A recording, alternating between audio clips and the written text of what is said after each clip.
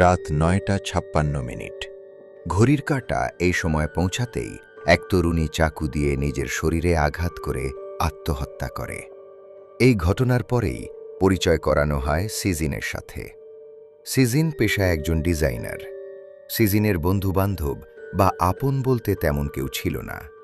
কাজের মাধ্যমেই তার দিন কেটে যাচ্ছিল।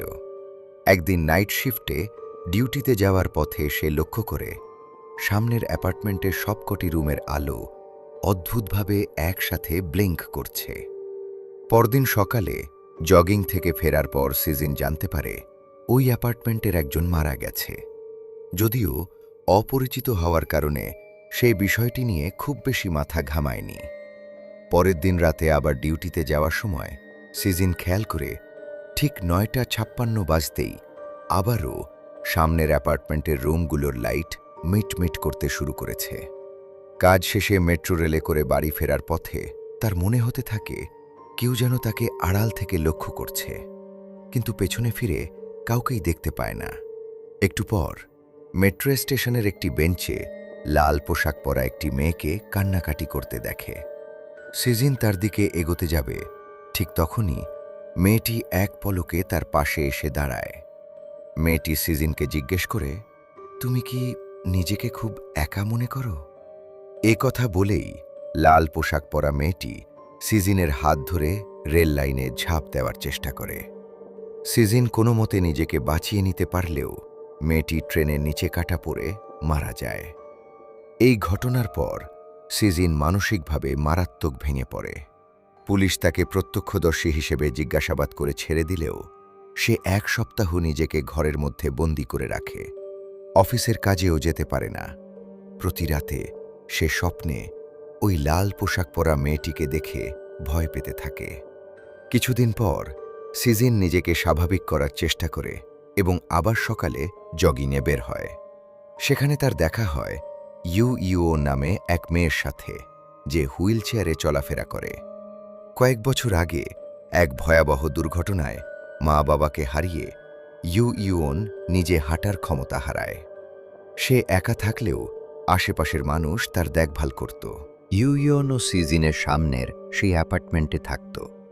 কথাবার্তার এক পর্যায়ে ইউন সিজিনকে মানসিক শান্তির জন্য একটি বিশেষ কিউব উপহার দেয় এবং সেটিকে সঙ্গী বানিয়ে নিতে বলে। তবে এই কথোপকথনের সময় জুন নামের অন্য একটি মেয়ে দূর থেকে তাদের পর্যবেক্ষণ করছিল। ওই রাতে সিজিন দূরবীন দিয়ে সামনের অ্যাপার্টমেন্টের দিকে নজর রাখছিল। হঠাৎ দেখতে পায় রাত ৯টা ৫৬ বাজতেই পুরো অ্যাপার্টমেন্টের আলো আবার মিটমিট করতে শুরু করেছে। দূরবীন দিয়ে দেখতে দেখতে সিজিনের চোখে পড়ে ইউনের পাশের রুমের এক লোকের দিকে, যে অদ্ভুতভাবে বারান্দার দিকে হেঁটে আসছে। মনে হচ্ছিল লোকটা কোনো ঘুমের ঘোরে আছে। কিছু বুঝে ওঠার আগেই লোকটি বারান্দা থেকে নিচে ঝাঁপ দেয়। টানা এসব ভয়াবহ ঘটনা দেখে সিজিন নিজেই তদন্তে নামার সিদ্ধান্ত নেয়। সে হিসেব করে দেখে অ্যাপার্টমেন্টের যেসব রুমে মৃত্যু হয়েছে সেগুলোর নম্বর ১৪০৩, ১৩০৪ এবং ১১০৩। আর সবকটি মৃত্যুর পেছনে একটাই অদ্ভুত মিল রয়েছে। মৃত্যুর ঠিক আগের মুহূর্ত, অর্থাৎ রাত ৯টা ৫৬ ঘরের আলো মিটমিট করা। সিজিন যখন অ্যাপার্টমেন্টের ওপর নজর রাখছিল তখন জুন তাকে দেখে ফেলে এবং তার মাকে বিষয়টি জানিয়ে দেয়। পরদিন পার্কে ইউনের সাথে দেখা হলে সিজিনের ফোন আসে। অফিসার ইয়াং তাকে ডেকে পাঠিয়েছেন। অফিসার ইয়াং জানান অ্যাপার্টমেন্টের ঘটনাগুলো তদন্ত করার দায়িত্ব তাকে দেওয়া হয়েছে, কিন্তু কোনো আত্মহত্যার পেছনেই কোনো সুনির্দিষ্ট উদ্দেশ্য বা লিঙ্ক পাওয়া যাচ্ছে না। সিজিন তখন অফিসারকে জানায় লিঙ্ক একটাই, তা হল রাত ৯টা ৫৬ এবং আলো নিভু জল করা। কিন্তু অফিসার ইয়াং সিজিনের কথা একটুও বিশ্বাস না করে উল্টো তাকেই সন্দেহ ও জিজ্ঞাসাবাদ করতে থাকেন। বাড়ি ফিরে সিজিন এক ভীতিজনক দুঃস্বপ্ন দেখে। পরদিন সকালে সে ইউনকে সতর্ক করতে তার দরজায় যায়। দরজার ফাঁক দিয়ে ইউনকে দেখে সিজিন বলে, রাত ১০টার আগে কোনোভাবেই ঘরের লাইট বন্ধ করবে না। কথাটি বলার সময় সিজিনের মনে হয় ইউয়ানের পেছনে কেউ একজন দাঁড়িয়ে আছে। এরপর লিফটে নামার সময় সিজিন অন্য এক ছেলেকে লিফটে প্রবেশ করতে দেখে। ছেলেটির পেছনে লাল পোশাক পরা সেই মেয়েটি দাঁড়িয়ে আছে, কিন্তু পরক্ষণেই সে গায়েব হয়ে যায়। ঘড়িতে তখন ঠিক রাত ৯:৫৬। লিফটে থাকা ছেলেটি হঠাৎ আতঙ্কে কান চেপে বিকট চিৎকার করে ওঠে। তার সামনে ভেসে ওঠে লাল ড্রেস পরা সেই অভিশপ্ত মেয়েটি। মেয়েটি ছেলেটিকে লিফট থেকে ধাক্কা দিয়ে নিচে ফেলে দেয়, আর ঠিক সিজিন যে লিফটে ছিল তার ওপরেই বিকট শব্দে আছড়ে পড়ে ছেলেটির মৃত্যু হয়। ছেলেটা এই অ্যাপার্টমেন্টের ১০৫ রুমে থাকত। অফিসারের কানে এই খবর পৌঁছাতে তার সন্দেহ সিজিনের দিকে আরও প্রবল হয়, কারণ প্রতিটি মৃত্যুর সাক্ষী সিজিন। সে বহুবার অফিসারকে বোঝানোর চেষ্টা করে এদের মৃত্যুর পেছনে কোনো না কোনো কানেকশন রয়েছে, কিন্তু অফিসার তার কোনো কথায় গুরুত্ব না দিয়ে বলে, এবার যখন লাইট ব্লিঙ্ক করবে তখন আমায় ফোন করে জানাবে। আর যদি সে এটা না করে তাহলে অফিসার সিজিনকে দোষী ভাববে। পরদিন সকালে সিজিন সামনের অ্যাপার্টমেন্টের প্রতিটা রুমে গিয়ে তাদের এই ব্যাপারে সতর্ক করতে শুরু করলে তার এই ব্যবহারে ক্ষিপ্ত হয়ে তারা পুলিশকে জানিয়ে দেয়। অবশ্য কিছুক্ষণ পর পুলিশ তাকে ওয়ার্নিং দিয়ে ছেড়ে দেয়। সেদিন সন্ধ্যায় সিজিনের সাথে জুনের দেখা হলে সে ক্ষমা চেয়ে বলে, আজকে সকালে আমার মা পুলিশকে ডেকেছিল, কিন্তু পরপর কয়েকটা মৃত্যু ঘটে যাওয়ার পর এখন তার বিশ্বাস সিজিনের উপর হচ্ছে। সিজিন যাওয়ার সময় কিউবটা জুনকে দিয়ে বলে, এই পাজেলটা সলভ করবে, এতে চাপ কিছুটা হলেও কমবে। সেই রাতে সিজিন ইউয়ানের রুমের দিকে নজর রাখলে দেখে অন্য কেউ একজন তার সেবা করছে, কিন্তু ইয়নের রুমে আরেকজন কেউ ছিল যে তার উপর নজর রাখছিল। অন্যদিকে জুন কিউবটা নিয়ে খেলার সময় বাইরে থেকে কিছু একটা আওয়াজ শুনলে দরজা খুলে দেখে বারান্দায় লাল ড্রেস পরা একটা মেয়ে দাঁড়িয়ে, আর পলক ফেলতেই মেয়েটি জুনের রুমে প্রবেশ করে। এবার আমাদের পাশের রুমের একটি দৃশ্য দেখানো হয়।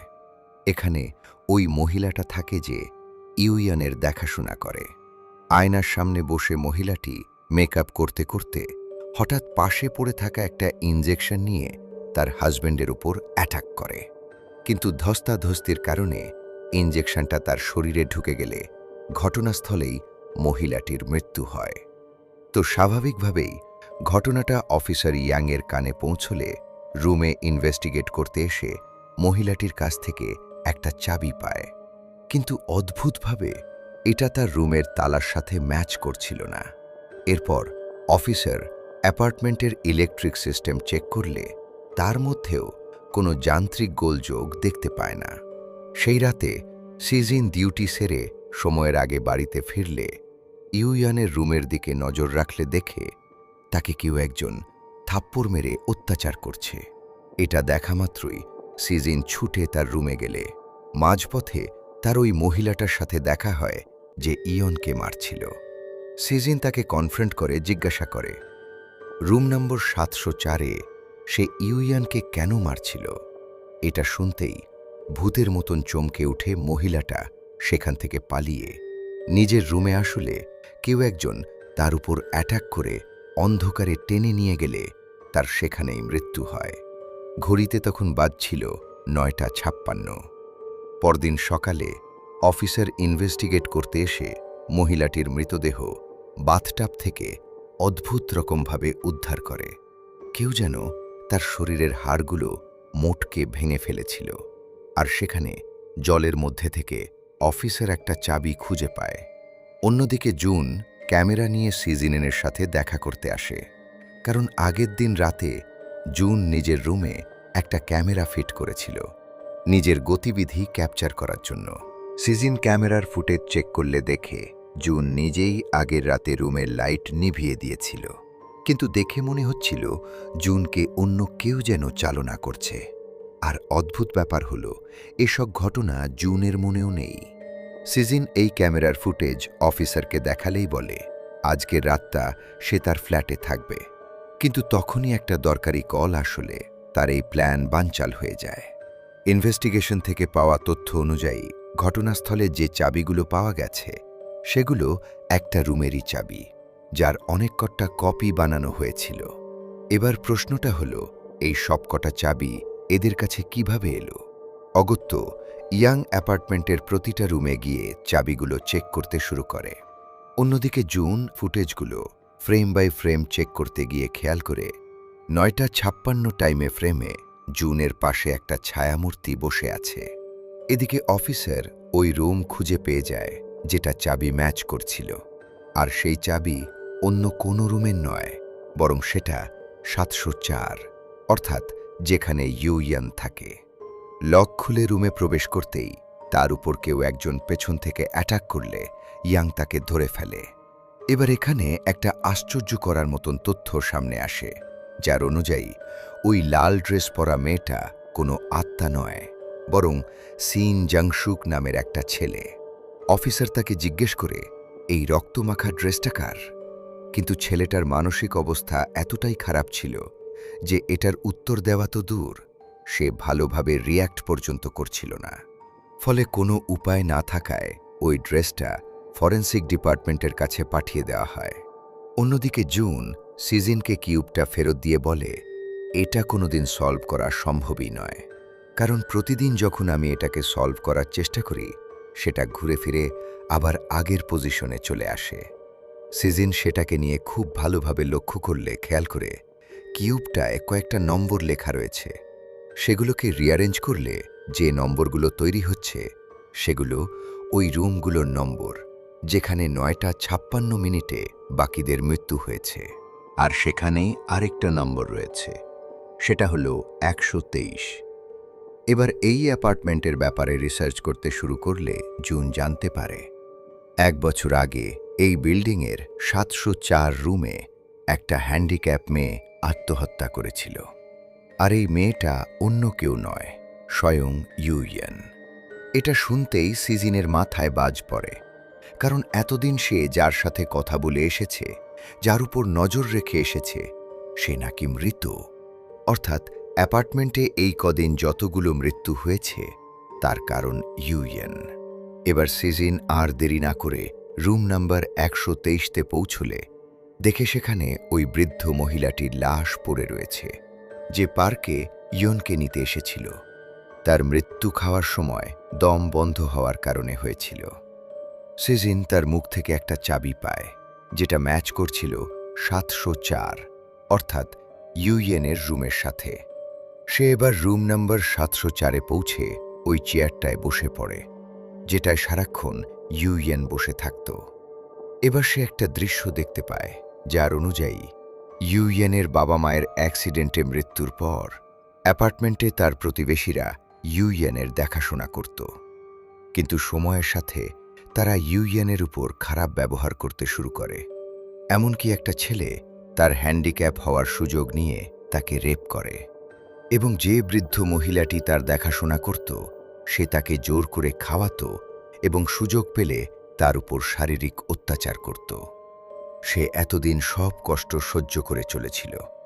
ইউয়েন ভাবত, আমি যদি সবাইকে এদের ব্যাপারে জানিয়ে দিই তাহলে এরা হয়তো আমায় ছেড়ে চলে যাবে, আর তখন আমার নিজের বলতে কেউ থাকবে না, কারণ একাকিত্বের কষ্ট যে বোঝে সেই জানে। কিন্তু ক্রিসমাসের আগের রাতে ইউয়েন বেঁচে থাকার শেষ ইচ্ছাটুকু হারিয়ে চেয়ারে বসে নিজের হাত কেটে আত্মহত্যা করে। রক্তে ভিজে যায় তার সাদা ড্রেস। তখন ঘড়িতে সময়টা ছিল 9:56। তার মৃত্যুর পর 704-এ জংশুক ভাড়া নিয়ে আসে। সময়ের সাথে ইউয়েন জংশুককে পোজেসড করে তার সাথে ঘটে যাওয়া ঘটনাগুলোর রিভেঞ্জ দেখাতে শুরু করে। আর পরবর্তী সময় ইউয়েন জংশুককে পজেস করে তাকে দিয়েই সবার খুন করাতো। তখন তার পরনে থাকত রক্তমাখা সেই ড্রেসটা। তার উপর যারা যারা যেমনভাবে অত্যাচার করেছিল তাদের সে সেইভাবেই মারতে থাকে, যার কারণে ইউয়েন মৃত্যুর পর ওই মহিলাকে খাবারের মাধ্যমে প্রথমে শ্বাসরোধ করে মেরেছিল। আর যে মহিলাটির শরীরে ইঞ্জেকশন ঢুকে মৃত্যু হয়েছিল সে ইয়নের উপর বিভিন্ন এক্সপেরিমেন্ট করত, ফলে তার মৃত্যু ওই একইভাবেই হয়। অন্য যে মহিলাটি ফ্ল্যাট নাম্বার ৭০৪ শুনতে ভয়ে পালিয়েছিল, সে ইয়নকে শারীরিকভাবে নির্যাতন করত। ফলে মৃত্যুর পর ইউইয়ন তাকে ওই একইভাবেই শাস্তি দিয়েছিল। যে ছেলেটার লিফটের উপর পড়ে মৃত্যু হয়েছিল, সে ইউইয়নের একা থাকার সুযোগ নিয়ে তাকে রেপ করেছিল। ঘটনা এবার বর্তমানে ফিরে আসে। জাংশুক এদিকে অফিসারকে ফ্ল্যাশব্যাকের কথাগুলো জানিয়ে বলে, আমি ওই রুমে আর ফিরে যেতে চাই না। কিন্তু অফিসার তাকে রুমে ফিরে যাওয়ার জন্য জোর করলে সেখানে রাখা বন্দুক দিয়ে জাংশুক নিজেকে গুলি করে দেয়। এদিকে সিজিন ইউইয়নের রুমে এলে তার আত্মাকে চেয়ারে বসে থাকতে দেখে। আসলে এতদিন সিজিন নিজের রুম থেকে যা কিছু দেখে এসেছে তার পুরোটাই কল্পনা, এবং ইউইয়ন তাকে এই ঘটনা সারাক্ষণ দেখিয়ে গেছে, যাতে সে তার কষ্ট বুঝতে পারে। কিন্তু সিজিন এতদিন যাকে দেখে নিজের বন্ধু ভাবত, এখন তাকে দেখে ভয় পেতে শুরু করলে ইউইয়ন এটা সহ্য করতে না পেরে সিজিনের প্রতি তার ভালোবাসা হিংসায় পরিণত হয় এবং ইউইয়ন তাকে মারতে যায়। তখনই অফিসার ইয়াং আর্জুন নিচ থেকে দেখতে পায় সিজিন ব্যালকনির রেলিংয়ের ওপর দাঁড়িয়ে আছে, কিন্তু কিছু করার আগেই ঝাঁপ দিলে তার মৃত্যু হয়। রক্তাক্ত অবস্থায় পড়েছিল সিজিনের নিথর দেহ। সে তার একমাত্র বন্ধুকে একা কিভাবে ছেড়ে যাবে? হয়তো এটাই ছিল তার শেষ পরিণতি। এরপর বেশ কয়েকটা মাস কেটে যায়। অফিসার এই অ্যাপার্টমেন্টে শিফট হলে জুন তাকে সাহায্য করে। এর মাঝে এখানে আর কারো মৃত্যু হয়নি। তখনই তারা খেয়াল করে সামনের ব্যালকনিতে সিজিন দাঁড়িয়ে আছে, আর পরক্ষণেই লাইট ব্লিঙ্ক করতে শুরু করলে মুভি এখানেই শেষ হয়। তো বন্ধুরা, তোমাদের কেমন লাগলো আজকের এই ভিডিও সেটা কমেন্ট বক্সে জানাও, আর সাথে লাইক করতে ভুলো না। এবং যারা চ্যানেলে নতুন আসছেন তারা অবশ্যই সাবস্ক্রাইব করে বেল আইকন অন করে দেবেন। তো আজকের মতো এখানেই শেষ করছি। দেখা হবে পরের ভিডিওতে। ভালো থাকবেন।